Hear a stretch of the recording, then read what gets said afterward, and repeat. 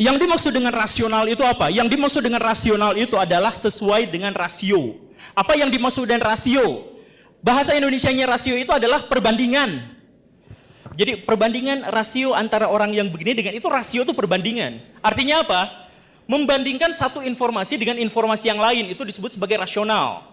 Jadi misalkan, dan ini disebut rasional itu pada akhirnya diterjemahkan sebagai penalaran. Apa yang dimaksud dengan penalaran?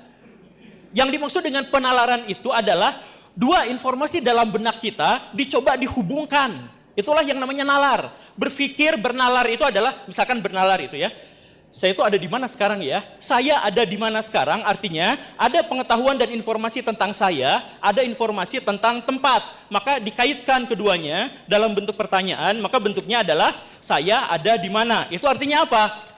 Membandingkan informasi-informasi. Artinya apa? Rasio. Nah, sekarang di dalam Al-Qur'an justru disebutkan bahwa Allah itu tidak ada bandingannya. Tidak ada yang setara dengannya. Lalu bagaimana cara kita merasionalisasikannya? Kalau misalkan ada yang mau, itu berarti melanggar kaidah ilmiah di satu sisi, dan di sisi lain itu bertentangan dengan doktrin awal Islam, bahwa Allah tidak mungkin bisa dirasionalisasikan. Kan gitu. Jadi makanya kalau misalkan tadi mengutip Al-Ghazali misalkan ya Al-Ghazalinya yang kita pertengahan, coba yang akhirnya yang Munkidz gitu. Dalam kitab Munkidznya Al-Ghazali itu kan beliau menyesali cara beliau mencari Tuhan itu dengan menggunakan pendekatan rasional. Dalam Munkidz itu dijelaskan pendekatan indrawi itu ternyata gagal untuk memahami Tuhan. Beliau menjelaskan tentang misalkan atau yang saya biasa terjemahkan itu adalah misalkan ada pesawat kecil kan kelihatannya padahal jauh, artinya indrawi terbatas oleh jarak gitu. Kemudian beliau nyari-nyari lagi definisi cara untuk cara rasional. Oh, berarti cara rasional itu adalah 3 tidak mungkin lebih daripada 6. Misalkan begitu kan, itu rasional. Nah, tapi beliau mengingkari sendiri, oh iya saya bertobat dari pernyataan-pernyataan seperti itu. Karena pada akhirnya saya memahami jalan terbaik untuk memahami Allah Subhanahu wa taala dengan cara, silahkan baca bukunya Munkidz Minad Dhalal.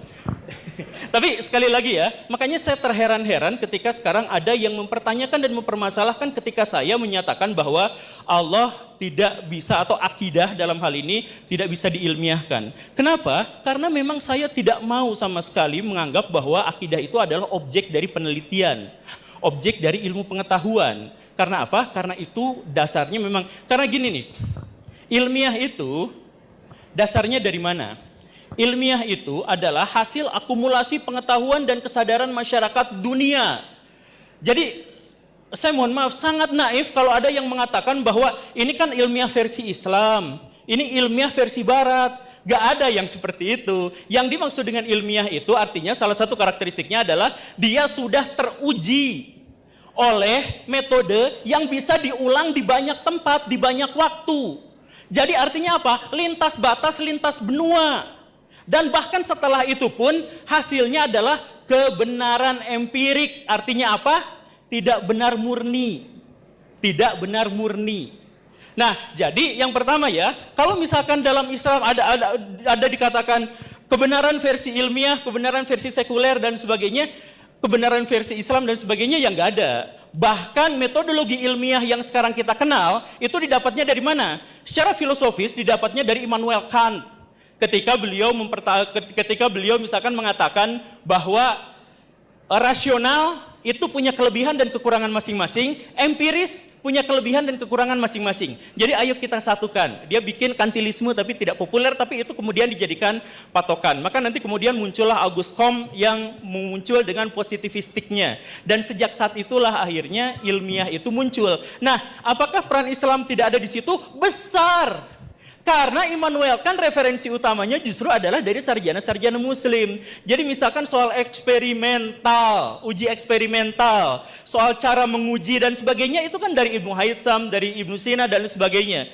Jadi banyak sekali metode-metode ilmiah yang kita pahami sekarang itu sebenarnya diambil dari metodologi ilmiah Islam. Cuman masalahnya orang-orang Islam berhenti untuk membuat metodologi itu, sedangkan orang-orang Barat berlanjut sampai sekarang. Padahal yang ada di situ juga ada dalam Islam. Makanya stop menjadi fasis dalam ilmu pengetahuan dengan mengatakan ada ilmiah versi Islam, ada ilmiah versi Barat. Yang kita pahami dari ilmiah itu adalah dari Hindu, dari Islam, dari Barat dan sebagainya itu ada.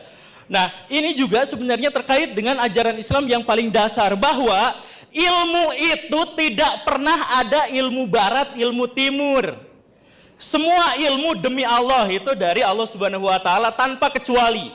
Semua ilmu itu.